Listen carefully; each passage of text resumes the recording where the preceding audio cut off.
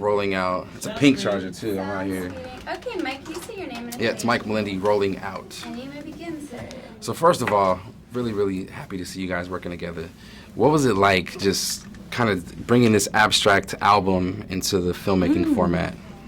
Yeah, I like that you refer to it that way because it really was like Boots' soundtrack accompanies the film, but also I was listening to his You were the whole time, his right? album the whole time, and it was sort of like cool. a guidance thing through this whole thing, getting into the mind of him and what he wanted to bring across. And so, yeah, it was crazy, and it really is a musical feeling thing after it's all said and done. The beats, the rhythm, everything in this, it feels very closely tied to Boots' music. So, yeah, I think it was a tremendous inspiration moving forward. And me, having worked in music myself and doing music myself, I just felt like that might be underneath the spirit of this whole thing. It's just It's kind like of the pulse of it, right? Yeah. For sure. I mean, another part of the film I felt like obviously was the backdrop, Oakland. I mean, it was truly a heavy part of the film when it comes to the fabric and the backdrop of understanding the problems that people are going through. What are your thoughts about just the city putting on the map as it relates to this relevant issue? And I know you have a lot of ties to Oakland, so like in particular, like what are your thoughts about just being able to show Oakland in this light? Well, you know, it's so exciting to make a film because very often you'll actually make films and it's where the film is set is not actually where you shoot. Right. Yeah. And I think there's something really important that gets woven into the fabric, into the DNA of a project when you get to shoot where it's set.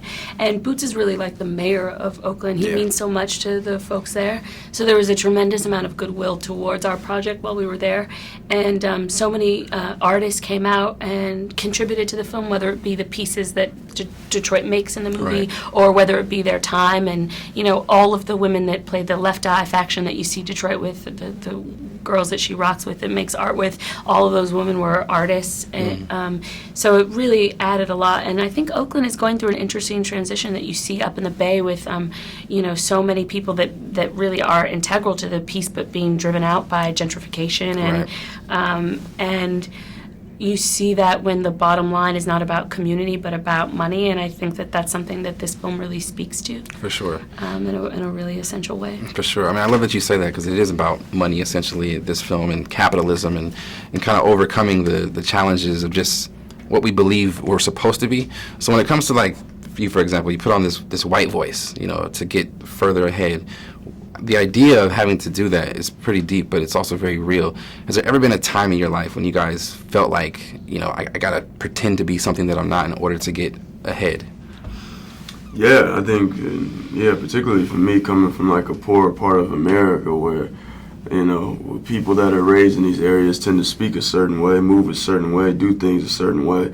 That's not generally accepted in the work world. So when you go and try to secure some type of work, generally, especially if you want to make money or do something that's more than just flipping burgers, but sometimes even flipping burgers, you have to amend that and change that a little bit in order to fit into the larger school, which is funny because, in essence, that is American, too. It's very American, and it's very at the root of America and what it really is and comes from. For sure, because we're a land of immigrants, and all those folks came here having to try to assimilate. And what are we assimilating to since we all come from elsewhere? Right. Like, yeah, there's just some vested interest in. There's an idea of what's right, the correct way to speak, which is crazy here, but there's a such thing that exists there. And so for people that don't live in areas that maybe have access to standard education and things of this nature, we speak a little bit different, which is fine. It doesn't mean that you're stupid or less intelligent, but oftentimes you're viewed that way. So in order to not be viewed that way, you got to assume the white voice. You have to speak like this and with it, blah, blah, blah, blah, blah, blah, blah. And it's a game that we have to play, and it really does have deep implications because it goes from people not being seen as smart as to people not being seen as people. Yeah. So you know, there's and so hopefully that people realize that that's something also to pick up in this movie, pick up on, is that this also has other implications. So. Love that. Great point. I love this film. Look forward to so much more of your work. You guys are rising stars. We look forward to more. Thank you Thank so you much. again. Thank you. Take care. Thanks, Mike. Thank you again.